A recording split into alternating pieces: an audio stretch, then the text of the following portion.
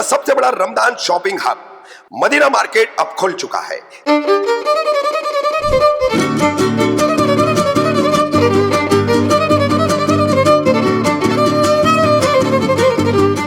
ईद की शॉपिंग अब होगी और भी खास। मदीना मार्केट जो अब गुलाब पार्क और किस्मत कॉलोनी के बीच खुल चुका है, लेके आया है सब कुछ एक ही जगह पर। मेंस, वुमेन्स और kids wear, stylish accessories, premium makeup, अबायाज, इंडियन एंड वेस्टर्न आउटफिट्स और हत्ता की ब्यूटी पार्लर तक। ये रमजान मुमरा का सबसे हॉट शॉपिंग डेस्टिनेशन मिस मत कीजिए।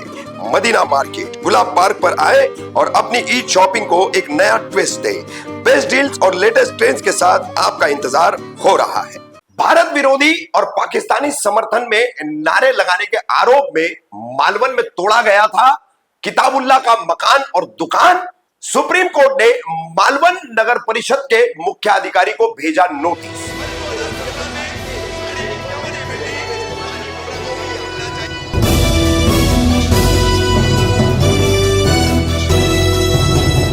रफीक कामदार हिंदुस्तानी रिपोर्टर में आपका स्वागत है। देश में कायम किए जा रहे बुलडोजर जस्टिस यानी बुलडोजर इंसाफ नीति के खिलाफ गत 2024 के नवंबर में सुप्रीम कोर्ट के जस्टिस BR गवई और AG मसीह के बेंच ने गंभीरता से संज्ञान लेते हुए उस पर रोक लगाई थी। अब उसी में एक कंटेम्प्ट पिटीशन फाइल हुआ। यह कंटेम्प्ट पिटीशन फाइल होता है महाराष्ट्र के कोकण के सिंधुदुर्ग जिले के मालवन से। क्या पूरा मामला है, तो आइए सबसे पहले आपको बता दें कि गत फरवरी माह में चैंपियंस ट्रॉफी हुआ। चैंपियंस ट्रॉफी का मुकाबला ICC द्वारा कराया गया और इसमें मालवन में रहने वाले एक उत्तर भारतीय मुस्लिम है किताबुल्लाह खान। किताबुल्लाह खान के बच्चे पर पहले 14 साल के लड़के पर पहले आरोप लगाया गया कि उसने भारत विरोधी नारे लगाए, पाकिस्तान के समर्थन में नारे लगाए और फिर किताबुल्लाह और उनकी पत्नी ने भी ये नारों को दोहराया। तो लोगों ने उनके साथ मारपीट की। मारपीट ही नहीं की, फिर उनके खिलाफ पुलिस में मामला भी दर्ज कराया गया। स्थानीय विधायक उन्होंने फौरन प्रशासन को पत्र लिखा और पत्र लिख करके किताबुल्लाह खान का जो दुकान है, उनका जो मकान है, उसको तोड़ने की मांग की। 23 फरवरी और 24 फरवरी की रात में यह पूरी घटना घटती है। फिर किस तरह से कार्रवाई करी जाती है, वो कार्रवाई के वीडियोस हम सबसे पहले आपको दिखा रहे हैं। देखिए ये पूरी कार्रवाई कैसे हो रही है।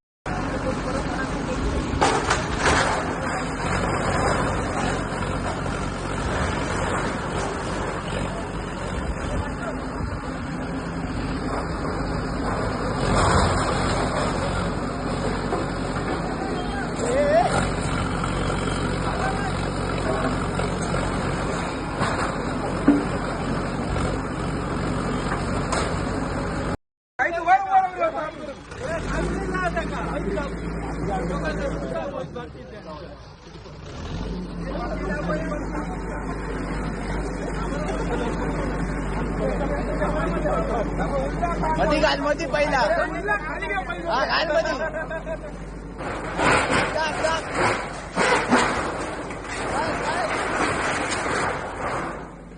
बाहेर आहे सगळा पेटा परत लावतो तेथून टाकून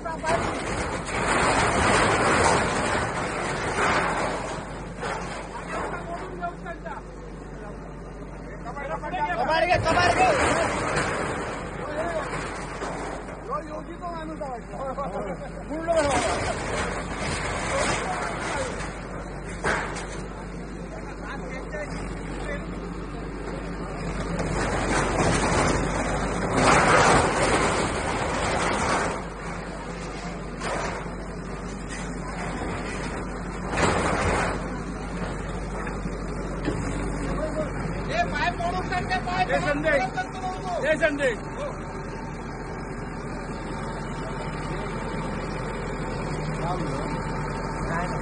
आपने कार्रवाई देख ली। अब कार्रवाई के बाद यहां पर राणे परिवार के एक सदस्य है जो शिवसेना शिंदे गुट में चुनाव के दौरान शामिल होते हैं और विधायक चुने जाते हैं, नीलेश राणे। वो नीलेश राणे का एक वीडियो हम आपको दिखाते हैं। देखिए वो वीडियो में क्या कह रहे हैं, किस तरह से एक पैटर्न तय किया जा रहा है इस देश में मुसलमानों के खिलाफ उनको रोहिंग्या और बांग्लादेशी बनाने के लिए, साबित करने के लिए। उसकी झलक विधायक नीलेश राणे की बातों में आपको दिखाई देगी। काल भारत पाकिस्तान मॅच नंतर एक घटना मालवणमध्ये घडली। एक मुसलमान भंगार व्यावसायिक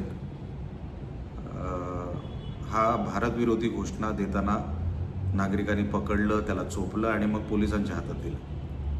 मी आपल्याला ही घटना का सांगतो त्याबद्दल त्या जिथे जिथे आपण आहोत, काही लोकप्रतिनिधी आहेत, जागरूक नागरिक आहेत, त्यांनी ह्या गोष्टीची माहिती ठेवावी म्हणून आपल्याला हे मी सांगतोय की ही अशा व्यक्ती ह्या आपल्या आजूबाजूला असतात पण आपल्याला कळत नाही.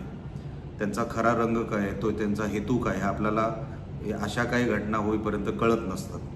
म्हणून आपल्याला काही गोष्टी सांगणं गरजेचं आहे की आपण जागरूक राहावं आणि अशी लोक जर आपल्या आजूबाजूला असतील तर त्याबद्दल प्रशासनाला कळवावं, जेणेकरून काही जर मोठं काही होणार असेल, यांच्या डोक्यात काही मोठी घटना घडवायची असेल तर ते आपल्याला थांबवता येईल.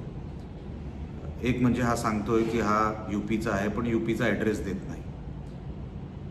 तर आपल्याला माहीत नाही की तो UPचाच आहे. तो आलाय 10 वर्षापूर्वी. मग तू बाबा मालवणातच कसा आला, कुठून आलास, कोणी तुला आणलं, कुठल्या स्टेशनला तू उतरलास, तू भारतातला तरी आहेस की नाही हे आपल्याला अजूनपर्यंत कळायला मार्ग नाही. पोलीस त्याच्यावर सखोल चौकशी करतायत. ही एक नेक्सस आहे. काही भंगार व्यावसायिक झाले, काही ट्रान्सपोर्टमध्ये ड्रायव्हर झाले किंवा मेकॅनिक झाले, काही भाजी विक्रेते झाले आणि ह्यांनी आपापली लाईन ही अशी फिक्स करून ठेवली आहे. म्हणजे या सगळ्या व्यवसायामध्ये त्यांना पैसेही मिळतील आणि ते स्थानिक वाटतील, स्थानिकांबरोबर त्यांची उठबस असेल. असे हे सगळे 10-10 वर्षांपासून 20-20 वर्षांपासून आपल्या देशात राहत आहेत, आपल्या राज्यात गावात राहत आहेत. त्यांच्याकडे ज्या गाड्या आहेत एकही गाडी रजिस्टर्ड नाही. एक 2 व्हीलर आहे रजिस्टर्ड नाही. एक जो पिकअप ट्रक आहे तोही रजिस्टर्ड नाही. कुठल्या तरी नंबर प्लेटवर गाड्या चालवतात आणि हा त्यांचा व्यवहार आहे. त्याच्यानंतर सर्वात भयानक गोष्ट म्हणजे काय, हे आधार कार्ड जे बनवलं ते कोणाच्या तरी मदतीने फेक आधार कार्ड बनवलं. आता फेक आधार कार्ड बनवण्यासाठी जो ॲड्रेस दिला तो सगळा चुकीचा आहे. कोणी तुला हे आधार कार्ड बनवण्यासाठी मदत केली ते पण अजूनपर्यंत तो सांगत नाही आहे किंवा आता चौकशीमध्ये बाहेर पडेलच. मी काय पोलिसांच्या चौकशीचा भाग नाही, पण मला जे काही गोष्टी कानावर आल्या तेच मी तुमच्यासमोर ठेवू शकतो, कारण काय अतिशय भयानक आहेत. आपल्याला ह्या सगळ्या गोष्टी कळल्या पाहिजे. नागरिक म्हणून आपल्याला या सगळ्या गोष्टी कळल्या पाहिजे. आपल्या आजूबाजूला राहणारी लोक 10-10 वर्ष, कोणाला संशय आला असता की हा माणूस आपल्या बाजूला 10 वर्ष राहतोय आणि अचानकपणे ह्याला पाकिस्तानचा पोळका आला आणि पाकिस्तान प्रेमापोटी त्यांनी त्या घोषणा दिल्या. हे जेवढं दिसतं सोपं तेवढं सोपं नाही. म्हणून ह्या सगळ्या गोष्टी आपल्या आजूबाजूला कोण आहेत, ते ज्या घरात राहत होते एका हिंदूनीच ॲग्रीमेंट करून त्याला भाडे तत्वावर त्याला ती जागा राहण्यासाठी दिली होती. हे 3 भाऊ, हे मुसलमान जे आहेत हे 3 भाऊ आहेत. कुठून आले, काय आले, 10 वर्ष 12 वर्षापूर्वी आले. अरे पण बाबा तू मालवणात कसा आला, ह्याचं काय उत्तर अजूनपर्यंत सापडत नाही आहे. ते येईल चौकशीमध्ये काही ना काहीतरी बाहेर. पण 3 भावंड आहेत. तुम्हाला आधार कार्ड कोणी दिले, कुठल्या ॲड्रेसच्या जीवावर मिळाले, कुठल्या डॉक्युमेंटच्या जीवावर तुम्ही राहताय, कुठल्या डॉक्युमेंटच्या जीवावर तुम्ही व्यवसाय करताय, ह्याच्या खोलात जाऊन मी SP साहेबांना विनंती केली आहे. सभागृहात तर मी हा विषय काढणारच आहे, पण आपल्याला ह्या सगळ्या गोष्टी कळल्या पाहिजे नागरिक म्हणून आपल्यासमोर मी ठेवत आहे. ह्याचं पुढे काय होतं. आज एक स्ट्रक्चर आम्ही पाडलं, त्यांची जिथे ते सगळं करायचे ते आम्ही सगळं उद्ध्वस्त केलं. 24 तासाच्या आत मला कळलं, 24 तासाच्या आत मी ते प्रशासनाशी बोललो. प्रशासनाने त्याच्यावरती चोख कारवाई केली, पाडून टाकलं, उद्ध्वस्त केलं. त्याबद्दल प्रशासनाचं, पोलीस प्रशासनाचं आणि नगर परिषदेचं मी अभिनंदन करतो. पण फक्त एक स्ट्रक्चर, 2 स्ट्रक्चर, 3 स्ट्रक्चर पाडून होणार नाही. आपल्याला हे नेक्सस तोडावं लागेल आणि त्याच्यासाठी लोकप्रतिनिधी, पोलीस, नागरिक हे सगळे एकत्र मिळून आपल्याला ह्यांचं हे रॅकेट उद्ध्वस्त केलं पाहिजे.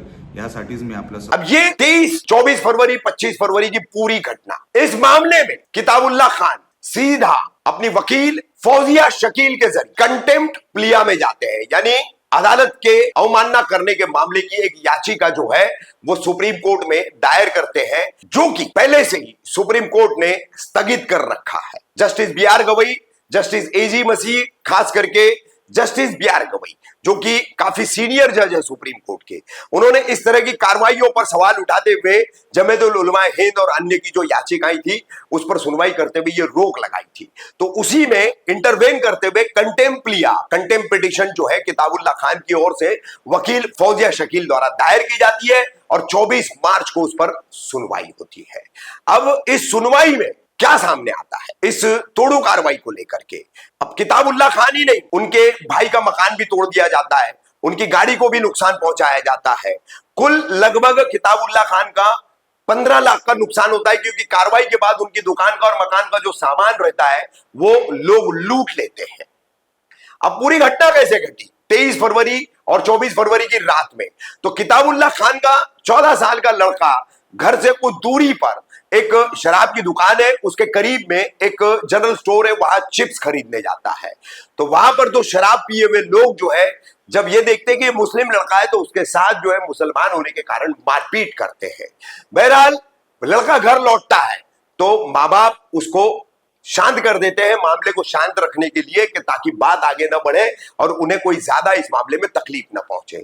लेकिन उन पर आरोप लगाए जाते हैं कि मैच के दौरान, भारत के मैच के दौरान भारत विरोधी नारे किताबुल्लाह के लड़के ने लगाए, फिर उन्होंने खुद लगाए, उनकी पत्नी ने भी लगाए। मामला दर्ज होता है, उनकी पत्नी को गिरफ्तार करती है पुलिस, मैजिस्ट्रेट कोर्ट में खड़ा किया जाता है मालवन के। तो मालवन के मैजिस्ट्रेट जो है वो कहते हैं कि सबूत कहां है, क्योंकि भारत विरोधी नारे लगाने का कोई सबूत नहीं, पाकिस्तान के समर्थन का नारा लगाने का कोई सबूत नहीं, और पुलिस कस्टडी देने से जज साहब इनकार करते हैं और इनको जेल कस्टडी कर इनकी जमानत की अर्जियां जो है वो लेकर फौरन दोनों पति पत्नी किताबुल्लाह खान और उनकी पत्नी को जमानत दे देते हैं। और उसी दौरान उनका मकान और ये दुकान तोड़ा जाता है बुलडोजर जस्टिस के चलते। अब ये बुलडोजर जस्टिस कोकन में जो है राणे परिवार द्वारा काफी तेजी से चलाया जा रहा है। जैसे हमने आपको सिंधुदुर्ग के ओरोस के अब्दुल हमीद शब राती का मामला बताया, उनका इंटरव्यू भी आपने देखा, ये उसके 1 महीना पहले का मामला है। मार्च में भी हम चल रहे, फरवरी में पहले किताबुल्लाह खान शिकार होते हैं और फिर अब्दुल हमीद शुभराती शिकार होते हैं। तो किस तरह से बुलडोजर जस्टिस चलाया जा रहा है। बहरहाल इस कार्रवाई में सुनवाई करने के बाद जस्टिस बी आर गवई और एजी मसीह की बेंच ने जो है मालवन नगर परिषद म्युनिसिपल काउंसिल के सीईओ जो है मुख्य कार्यकारी अधिकारी संतोष जिरगे, इनको नोटिस जारी किया है। अब अगली सुनवाई पर संतोष जिरगे जो है किस तरह से खुलासा करेंगे, किस तरह से बगैर ड्यू प्रोसेस ऑफ लॉ को अमल में लाए हुए, बगैर नोटिस और नोटिस की सुनवाई किए बगैर तोड़ने का अधिकार किसी को नहीं है, यह पहले ही सुप्रीम कोर्ट स्पष्ट कर चुका है। अब देखते हैं कि किस तरह से इस मामले को सुप्रीम कोर्ट आगे देखता है और इस पर क्या आदेश पारित करता है।